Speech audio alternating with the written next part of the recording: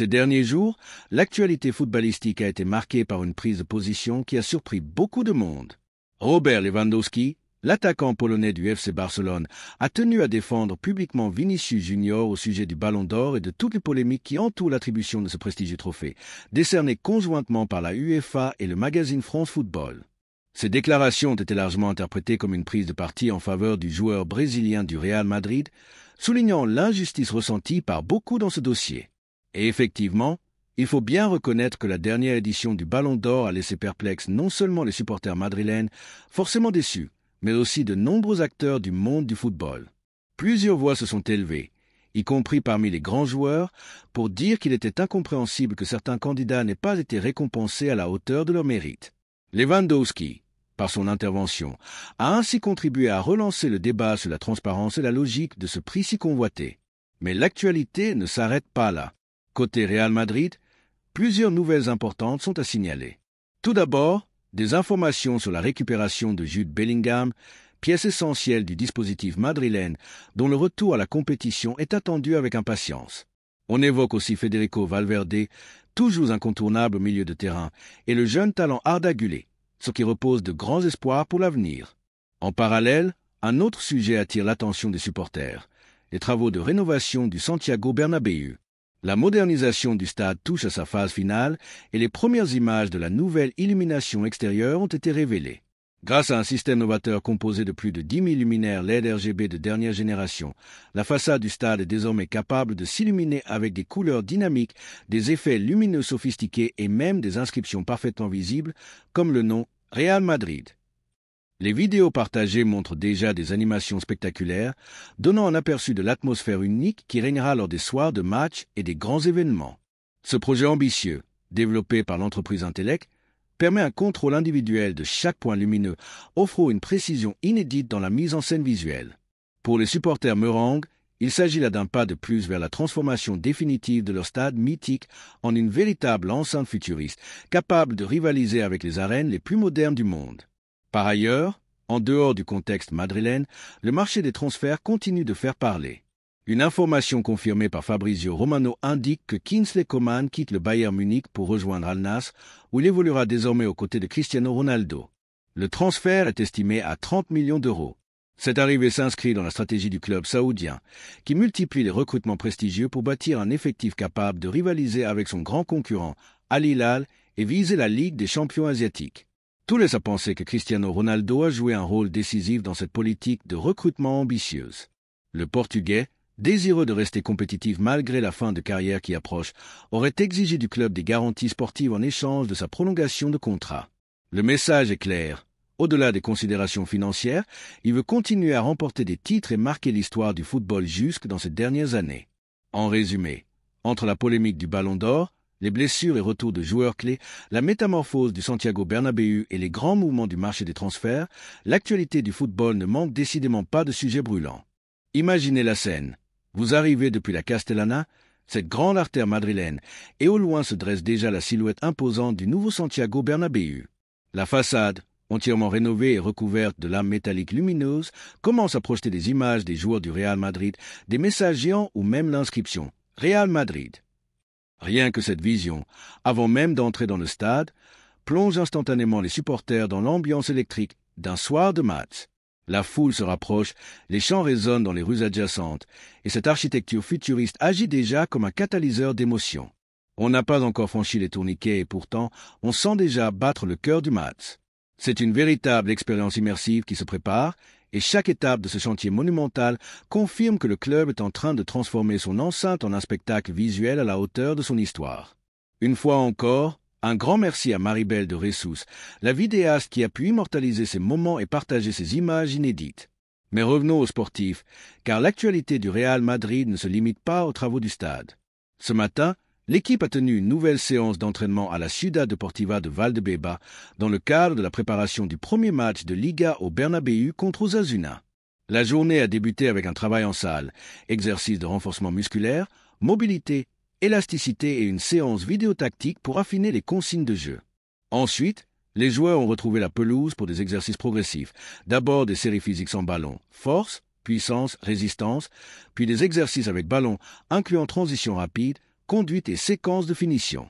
La séance est conclue par plusieurs oppositions de 10 contre 10, permettant de tester les automatismes en conditions proches de la compétition. Du côté de l'infirmerie, la situation évolue lentement mais positivement. Jude Bellingham, Eduardo Camavinga, Ferland Mendy et Endrick poursuivent leur processus de récupération. Comme je vous l'indiquais ces derniers jours, Camavinga et Mendy ont encore une petite chance d'être disponibles dès le premier match de championnat, tandis que pour Bellingham et Endrick, le club a déjà acté leur absence. Le Real Madrid a d'ailleurs diffusé une vidéo montrant l'Anglais Bellingham en plein travail de rééducation. On le voit transpirer aux côtés des préparateurs physiques dans des exercices adaptés. Dans ce genre de cas, l'objectif est double. Protéger la zone touchée, ici l'épaule, fragilisée par la blessure et l'opération, tout en veillant à ce que le reste du corps ne perde pas sa tonicité. Le staff médical insiste beaucoup sur cette approche globale. Il ne faut pas que l'inactivité d'une partie du corps entraîne une faiblesse généralisée. Actuellement, Bellingham se trouve précisément dans cette phase charnière. Il a repris le travail en course légère sur le terrain, un signe très encourageant. Le club se veut optimiste. Sa guérison suit parfaitement le calendrier prévu, mais aucune prise de risque ne sera tolérée. Le retour du milieu anglais se rapproche de jour en jour, mais il se fera uniquement lorsqu'il sera à 100% prêt, tant physiquement que médicalement. Selon les prévisions médicales, Jude Bellingham ne devrait pas être de retour avant la fin du mois d'octobre. Conscient de ce calendrier, le joueur s'entraîne déjà avec une intensité maximale, animé par une seule idée, revenir le plus vite possible, mais surtout revenir en pleine possession de ses moyens. Cette semaine a marqué une étape clé dans sa rééducation. Le numéro 5 du Real Madrid a travaillé spécifiquement la mobilité de son épaule, enchaîné des exercices d'étirement, et surtout, il a pu enfin reprendre la course sur le gazon de Valdebeba. Rentré récemment de vacances passées en Jamaïque, il n'a en réalité jamais coupé totalement. Même durant cette période de repos, Bellingham a suivi un programme personnalisé afin de maintenir sa condition et d'accélérer son retour. C'est une constante cette saison. Face à une pré-saison extrêmement courte, presque express, tous les joueurs ont reçu des plans individuels de préparation. L'idée était simple, arriver au mieux pour la reprise de la Liga et être immédiatement compétitif pour le premier grand rendez-vous face à Osasuna. Aujourd'hui, les images diffusées par le club montrent un Bellingham concentré, multipliant les exercices en salle de musculation, mais aussi des séquences de course continue sur le terrain. Une progression régulière, étape par étape, vers un retour complet. Et il faut dire que l'attente est énorme. Le souvenir du Bellingham de ses premiers mois au Real Madrid reste vivace. Dès son arrivée, il avait conquis tout le monde. Efficacité offensive, intelligence tactique, impact physique et une capacité incroyable à être partout sur le terrain. Sa saison inaugurale fut exceptionnelle, au point de le propulser dans les discussions pour les distinctions individuelles les plus prestigieuses, Ballon d'Or, Trophée de Best ou encore Prix UEFA. Collectivement, son apport avait été déterminant pour permettre au Real Madrid de remporter à la fois la Liga et la Ligue des Champions avec brio. Malheureusement, la blessure et la protection orthopédique qu'il a dû porter ont progressivement freiné son rendement. Tous ceux qui pratiquent un sport, et plus encore un sport de contact comme le football, savent à quel point jouer en permanence avec la douleur est un calvaire. La gêne devient permanente, et cela finit forcément par altérer les performances. C'est exactement ce qui est arrivé à Bellingham. Voilà pourquoi son retour, une fois totalement rétabli et libéré de cette entrave, suscite tant d'impatience. Supporters comme observateurs espèrent revoir le Bellingham supersonique, celui qui faisait chavirer le Bernabéu par sa polyvalence et son efficacité. À son apogée, l'Anglais semblait capable de tout, défendre bas, organiser le jeu, créer dans les 30 derniers mètres et même conclure dans la surface comme un véritable numéro 9. Ses qualités de tête rappelaient parfois les plus grands attaquants, au point qu'on le comparait à des références comme Ivan Zamorano. C'était tout simplement déconcertant de voir un milieu de terrain avoir une telle influence sur tous les compartiments du jeu. Néanmoins, il faudra être patient. D'après le calendrier actuel, Bellingham pourrait effectuer son retour progressif lors du Clásico face au FC Barcelone, une date symbolique mais qu'il ne faut pas l'aborder avec précipitation. Le staff madrilène insiste. Il ne reviendra pas directement comme titulaire, mais par étapes, en retrouvant peu à peu du temps de jeu et du rythme. Il faut aussi rappeler que ce calendrier ne prend pas encore en compte la Ligue des Champions.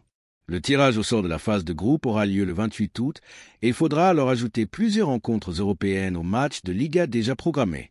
Au total, si l'on additionne championnat et C1, Bellingham pourrait manquer entre 12 et 15 rencontres officielles, voire davantage. Mais le plus important reste clair, il doit revenir uniquement lorsqu'il sera totalement rétabli. Le Real Madrid, sous la direction de Florentino Pérez, a construit un effectif suffisamment profond et talentueux pour pallier cette absence. Des joueurs comme Camavinga, Arda Güler, Brahim Diaz, Rodrigo ou encore le jeune Franco Mastantuono ont tous le potentiel pour occuper le rôle laissé vacant en attendant le retour du maître à jouer anglais. Il faut donc prendre son temps avec Bellingham. C'est un joueur trop important pour risquer une rechute ou précipiter son retour. D'après les informations que j'ai pu recueillir, la blessure à l'épaule n'est pas anodine. Si elle ne cicatrise pas correctement, si la rééducation n'est pas prise au sérieux, elle pourrait affecter le reste de sa carrière. Voilà pourquoi le Real Madrid agit avec prudence. Priorité à la guérison totale, et ensuite seulement, il pourra déployer tout son potentiel sur le terrain. Passons maintenant à un autre nom propre de l'actualité madrilène, Federico Valverde. Cette saison, Xavi et Alonso ont géré intelligemment la charge physique de l'Uruguayen. Valverde a dépassé les 6000 minutes la saison dernière, ce qui est tout simplement hallucinant. Pour donner un ordre de grandeur, atteindre 4000 minutes dans une saison suffit déjà à qualifier un joueur de titulaire indiscutable. Valverde, lui, a été sur le terrain 6392 minutes réparties sur 65 matchs avec le Real Madrid, sans compter ses 3 rencontres internationales avec l'Uruguay, où il occupe également un rôle central. Cette année, la stratégie change. Xavi Alonso veut protéger le physique de son milieu, lui permettre de souffler et éviter les surcharges, surtout dans une saison qui sera longue et exigeante. Valverde sera bien présent pour le match d'ouverture de la Liga face à Osasuna au Santiago Bernabéu. Il n'avait pas pu se rendre en Autriche pour le seul amical de pré-saison contre le Tyrol en raison d'une surcharge, mais il est désormais rétabli et opérationnel pour ce rendez-vous inaugural. Cette gestion des minutes rejoint un peu le cas de Bellingham. La saison passée, Carlo Ancelotti était connu pour sa faible rotation. Il gardait ses titulaires le plus longtemps possible sur le terrain et n'effectuait des changements qu'en cas de nécessité absolue. Xavi Alonso, lui, est différent. S'il doit faire des ajustements à la mi-temps ou durant le match, il le fera sans hésitation. 4 changements à la 60e minute? Pas de problème. Cette approche flexible, combinée à une profondeur de banc plus importante, va permettre aux joueurs clés comme Valverde, Bellingham, Mbappé ou Vinicius d'arriver moins fatigués aux moments cruciaux de la saison, notamment à partir de février-mars, lors des phases décisives de la Ligue des Champions. Ce n'est peut-être pas le facteur décisif ultime, mais il a un poids stratégique certain.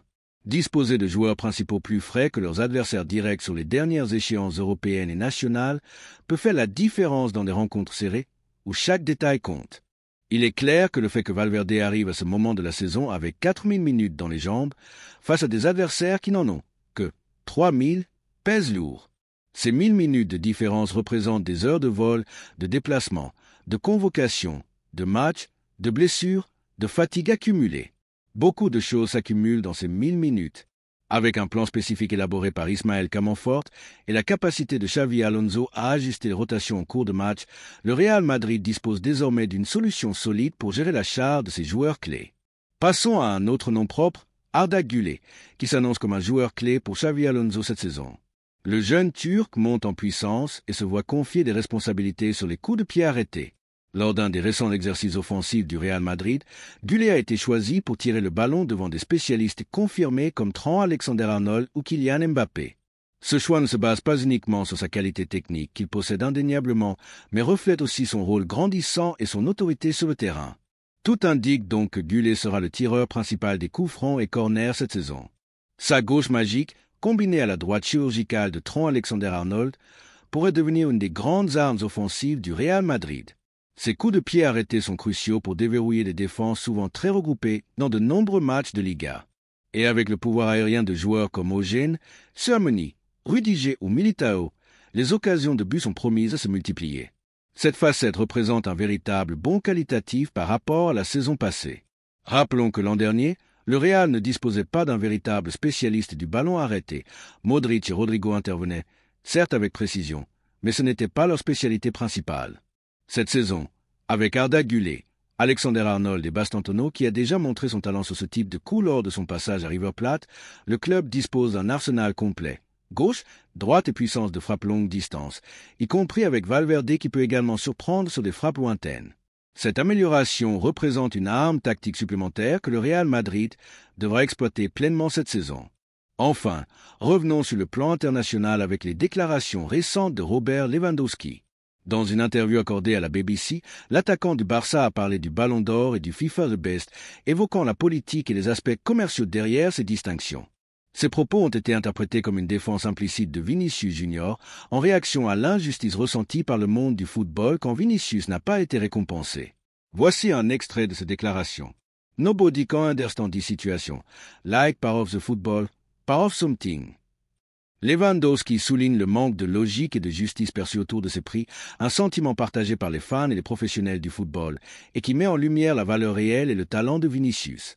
On est d'accord? Non? Ce que Lewandowski met en avant, c'est la politique derrière le Ballon d'Or et l'idée que le FIFA The Best est plus juste. Il revendique indirectement la figure de Vinicius Junior, qui avait remporté le Devs à juste titre, mais qui a été snobé par le Ballon d'Or. Et honnêtement, je pense que ça lui a fait beaucoup de mal à Vinicius. De la même manière, le fait que Messi ait remporté le Ballon d'Or devant Lewandowski a aussi porté atteinte au prestige du Polonais. Ces exemples montrent que le prix est de plus en plus influencé par la politique, le marketing et les jeux d'influence, et qui ne reflètent pas toujours le meilleur joueur sur le terrain. Regardez les cas précis. Lewandowski avait une saison exceptionnelle, mais Messi l'a emporté. De même, Vinicius a remporté le Devs, mais c'est Rodri qui a eu le Ballon d'Or, alors même qu'il n'était pas dans le 11 idéal de la Premier League.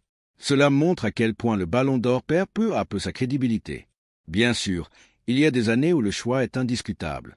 Mais pour Lewandowski et Vinicius, c'était une vraie injustice, une véritable escroquerie. Il n'y avait aucune discussion possible. Ces années-là, la cérémonie n'aurait même pas dû avoir lieu. Il aurait fallu remettre le Ballon d'Or directement à Vinicius et le laisser poser pour l'interview, car il avait été tellement supérieur à tous les autres. Pour moi, le Devs reste un prix plus sérieux, plus rigoureux et plus juste, alors que le Ballon d'Or semble de plus en plus déconnecté de la réalité. Voilà, c'est mon avis, et je suis curieux de savoir ce que vous en pensez. Pour finir, passons à un autre sujet brûlant, le début compliqué de Konaté avec Liverpool. Hier, il a été mis en difficulté face à Bournemouth, où il a été directement impliqué dans les 2 buts qui ont temporairement mis le résultat en danger pour son équipe. Les supporters ont rapidement réagi sur les réseaux sociaux, et certains ont même sifflé Konaté à Anfield.